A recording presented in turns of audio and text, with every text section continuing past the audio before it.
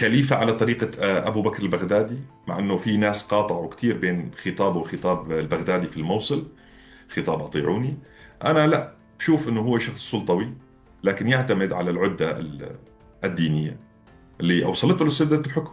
يعني هو مدين للعصائب الحمراء، للمقاتلين الأجانب، مدين لفكرة ما سميت بالبراغماتية اللي هي التواصل مع الغرب، واللي اجت بالتزامن، ما صدفة، عام 2016 مع قبول طالبان الجلوس مع الحكومة الأفغانية، فيما بعد الجلوس مع الأمريكان.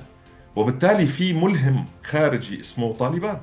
حتى إذا لاحظنا لم تكن هناك جدية في لدى القاعدة للتخلص منه. يعني ما شاهدنا عمليات اغتيال من قبل القاعدة لهذا المنشق اللي طلع أيمن الظواهري، الدكتور أيمن الظواهري، غاضبا ليحكي عن أنه نكث بالبيع.